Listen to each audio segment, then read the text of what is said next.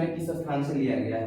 क्या लिखा है? भारत का मानक समय किस स्थान से लिया गया है? तो दोस्तों ये मिर्जापुर से लिया गया है। कहां से लिया गया है? मिर्जापुर से। मिर्जापुर में एक जगह है नैनी। कहां पे जगह है?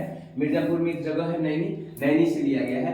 और ये क्या है? 82.5 डिग्री, 82.5 डिग्री पूर्व देशांतर में है। क्या है? 82.5 डिग्री पूर्व देशांतर में है। अच्छा, हमने तो ये जाना कि मिर्जापुर कहां से लिया गया है? भारत का मानक समय उत्तर प्रदेश के मिर्जापुर में एक जगह है नैनी, वहां से गुजरती है। अच्छा, ये कितने राज्यों को काटता है? भारत के कितने राज्यों से होके गुजरती है? एज एग्जांपल हम लेते हैं भारत के कितने राज्यों से होके गुजरती है, तो ये यहाँ से काटते हुए जाता है। यहाँ से आएगा उत्तर प्रदेश, इधर से मध्य प्रदेश थोड़ा हो जाएगा, छत्तीसगढ़ हो जाएगा, उड़ीसा हो जाएगा और आंध्र प्रदेश। कितने राज्यों को काट रही है? 5 राज्यों को। क्या क्या हो जा रहा है? पहला हो जा रहा है यूपी, दूसरा हो जा रहा है एमपी, क्या हो जा रहा है? UP MP. उसके बाद से हो जा रहा है छत्तीसगढ़, उसके बाद से हो जा रहा है छत्तीसगढ़, छत्तीसगढ़ के बाद से हो जा रहा है उड़ीसा, छत्तीसगढ़ के बाद से उड़ीसा और उड़ीसा के बाद से आंध्र प्रदेश। भारत के कितने राज्यों को काट रही है? ये मानक रेखा 5 राज्यों को काट रही है। लिया कहां से गया है? तो ये लिया गया है उत्तर प्रदेश के मिर्जापुर, मिर्जापुर में नैनी से। अच्छा, ये आईएसटी लिखता है, आप लोग ध्यान दीजिएगा। आईएसटी लिखेगा, उसके बाद से लिखेगा जीएमटी, उसके बाद से लिखेगा प्लस 5 घंटे 30 मिनट, यानी आईएसटी हो जाएगा भारतीय मानक समय रेखा हो जाएगा। इसे हम इंग्लिश में बोलेंगे इंडियन स्टैंडर्ड टाइम। जीएमटी हो जाएगा ग्रास मेरिडियम टाइम, यानी ये मानक समय रेखा पूरी दुनिया की है। हम लोग 5.5 घंटे आगे चलते हैं। इलाहाबाद डिस्टर्ब करने के लिए लिया गया है, क्योंकि इलाहाबाद में ही मिर्जापुर है, तो सिर्फ हम लोग को डिस्टर्ब करने के लिए लिया गया। ठीक है। भोपाल से कोई मतलब नहीं है, नागपुर से भी हमारा कोई मतलब नहीं है। आगे हम लोग आते हैं, तराइन का प्रथम युद्ध कब हुआ था? तराइन का प्रथम युद्ध कब हुआ था? तो ये हुआ था 1191 में। किसके बीच में हुआ था? तराइन का युद्ध किसके बीच में हुआ था? तो हुआ था पृथ्वीराज चौहान और मोहम्मद गोरी के बीच में। किसके? मोहम्मद गोरी। किसके बीच में? पृथ्वीराज चौहान और मोहम्मद गोरी के बीच में हुआ था। इसमें क्या हुआ? पृथ्वीराज चौहान की जीत होती है, मोहम्मद गोरी जब भाग जाता है, मतलब हार में पराजय होने के बाद से वो चला जाता है। पृथ्वीराज चौहान और भारत के राजपूतों की एक खास बात थी कि पीठ पीछे वार नहीं करते थे। अगर चाहते तो पृथ्वीराज चौहान उसको मार सकते थे, लेकिन इन्होंने उसको नहीं मारा। यानी यहाँ पे क्या होता है? पृथ्वीराज चौहान का जीत होता है। किसमें? 1191 में। अब 1192 में क्या होता है? पृथ्वीराज चौहान हार जाते हैं। किससे हारते हैं? तो मोहम्मद गोरी से। किससे हारते हैं? तो मोहम्मद गोरी से हारते हैं। पृथ्वीराज चौहान की हार हो जाती है मोहम्मद गोरी से।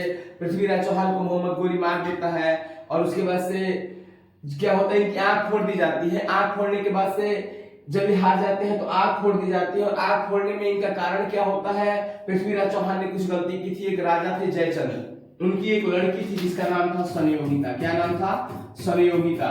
उसको ना स्वयंवर से उठा के लेके चले आए थे। पूरा राजपूत राजा ना पृथ्वीराज चौहान के खिलाफ हो गए थे। क्या हो गए थे? पूरा राजा पृथ्वीराज चौहान के खिलाफ हो गए थे। तो क्या किया है मोहम्मद गोरी को? पृथ्वीराज चौहान जब हार जाते हैं तो दोनों आंख फोड़ देता है। बताया गया है कहानियां अनेकों प्रकार की गढ़ी गई हैं कि पृथ्वीराज चौहान की दोनों आंखें फोड़ दी जाती हैं, गरम रड से आंखें फोड़ दी जाते हैं।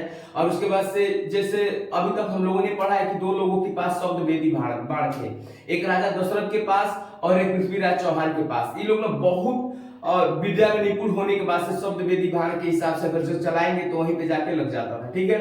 तो पृथ्वीराज चौहान को विद्या मिली थी, और इनके साथ जो भी आदमी था, जो इनका मंत्री था, वो इनका संरक्षक का काम कर रहा था, और मोहम्मद गोरी ऊपर जाके बैठ गया था। तो ये बोला ना मोहम्मद गोरी कि हम सुने हैं कि बड़ा अच्छा तीर चलाते हो, आप मुझे मार के दिखाओ।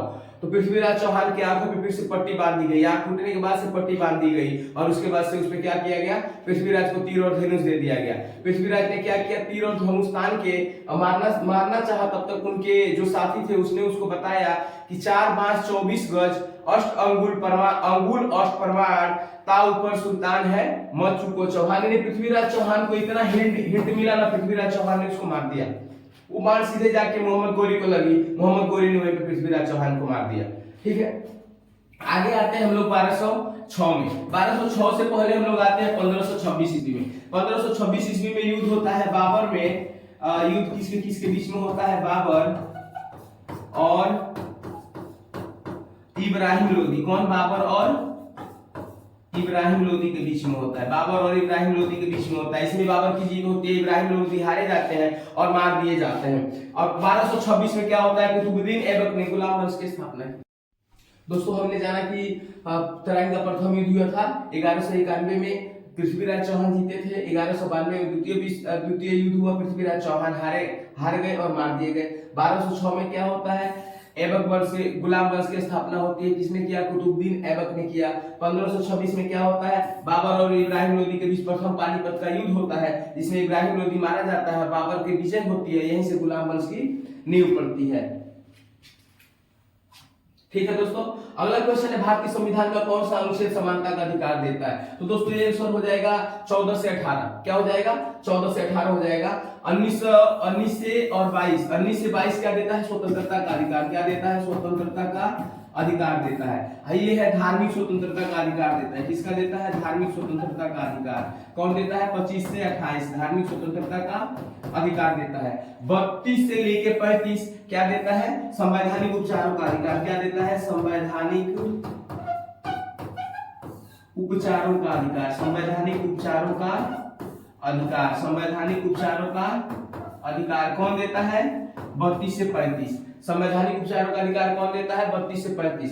14 क्या देता है, विधि के समक्ष समानता का अधिकार। 15 क्या देता है, भेदभाव का निषेध। और 16 क्या देता है, लोक नियोजन में अधिकार देता है। 17 देता है अस्पृश्यता यानी छुआछूत के खिलाफ अधिकार। और 17 देता है उपाधियों का अंत। आगे हम लोग जानते हैं दक्षिण भारत की गंगा किस नदी को कहा जाता है। दक्षिण भारत की गंगा किस नदी को कहा जाता है, ये हो जाएगा गोदावरी। दक्षिण भारत को की गंगा किस नदी को कहा जाता है, गोदावरी। कृष्णा नदी के ऊपर एक बांध है, नागार्जुन सागर बांध। क्या है, नागार्जुन सागर बांध है। कृष्णा नदी के ऊपर नागार्जुन सागर बांध है। क्या है, नागार्जुन सागर बांध है। कृष्णा नदी कहाँ कहाँ पे है, महाराष्ट्र, आंध्र प्रदेश, कर्नाटक, कर्नाटक आदि राज्यों से होकर गुजरती है कृष्णा नदी। ठीक है, कृष्णा नदी आदि राज्यों से होकर गुजरती है। और कावेरी, कावेरी क्या है, कर्नाटक तमिलनाडु का क्या है, जीवन रेखा है। क्या है, कर्नाटक और तमिलनाडु की, कर्नाटक और तमिलनाडु की जीवन रेखा है। क्या, कर्नाटक और तमिलनाडु की जीवन रेखा है। कर्नाटक और तमिलनाडु की जीवन रेखा है। ठीक है, साथ ही कर्नाटक और तमिलनाडु की दूसरी बड़ी नदी है गोदावरी। हमने देखा कि दक्षिण भारत की गंगा है। गोदावरी क्या है, दक्षिण भारत की गंगा है। ताप्ती को छोड़ते हैं और आगे बढ़ते हैं हम लोग। ठीक, अगला क्वेश्चन है गांधी इरविन समझौता कब हुआ था। गांधी इरविन समझौता हुआ था 1931 में। ठीक है, गांधी इरविन समझौता कब हुआ था, 1931 में हुआ था। इसी 1931 में समझौते के बाद से गांधी जी कहां पे गए थे, गोलमेज सम्मेलन में गए थे। द्वितीय गोलमेज सम्मेलन में गए थे। प्रथम गोलमेज सम्मेलन में गांधी जी नहीं गए थे। 1930 में प्रथम गोलमेज सम्मेलन, 1931 में द्वितीय गोलमेज सम्मेलन। यहाँ से इरविन मना लेता है और गांधी जी क्या करते हैं, अपना आंदोलन बंद कर देते हैं। क्या करते हैं, आंदोलन वापस ले लेते हैं। कौन, गांधी जी अपना आंदोलन वापस लेके फिर कहां चले जाते हैं, लंदन मिलने जाते हैं। वहीं पे विंस्टन चर्चिल मिलता है और महात्मा गांधी को और नंगा फकीर कहता है। 1930 में क्या हुआ था, दांडी यात्रा हुआ था। क्या हुआ था, दांडी यात्रा। 1930 में क्या हुआ था, दांडी यात्रा। महात्मा गांधी 78 प्लस महात्मा गांधी स्वयं क्या होता है, दांडी मार्च होता है और सविनय अवज्ञा आंदोलन होता है। क्या होता है, सविनय अवज्ञा आंदोलन। सविनय अवज्ञा आंदोलन, सविनय अवज्ञा आंदोलन। उसके बाद से क्या होता है, यहाँ पे पूना पैक्ट होता है। महात्मा गांधी और डॉक्टर भीमराव अम्बेडकर का समझौता होता है। क्या होता है, पूना पैक्ट। क्या होता है, पूना पैक्ट। यहाँ पे होता है हर जगह की सीट के लिए होता है। 47 सीट की मांग होती है, 74 सीट गांधी देते हैं, लेकिन पूरे देश में बांट देते हैं। ये 1935 भारत सरकार अधिनियम 1935 आया था, जिसके इसी भारत सरकार अधिनियम 1935 के अनुसार से हम लोग RBI की स्थापना हुई थी और भारत में एक प्रकार की प्रणालियां बनी थी।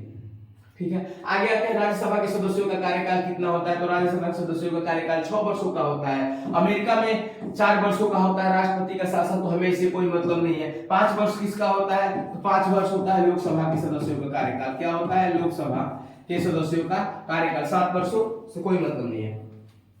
अगला है, पृथ्वी का सबसे ऊंचा पठार कौन सा है। पृथ्वी का सबसे ऊंचा पठार कौन सा है, तो तिब्बत का पठार पृथ्वी का सबसे ऊंचा पठार है। तिब्बत का पठार पृथ्वी का सबसे ऊंचा पठार है। ठीक है, तिब्बत का पठार सबसे ऊंचा पृथ्वी का सबसे ऊंचा पठार है। दक्कन का पठार दक्षिण भारत का है। दक्कन का पठार क्या है? दक्षिण भारत का पठार है। दक्षिण भारत, दक्कन का पठार दक्षिण भारत का। छोटा नागपुर का पठार झारखंड का पठार है। क्या है? झारखंड में है।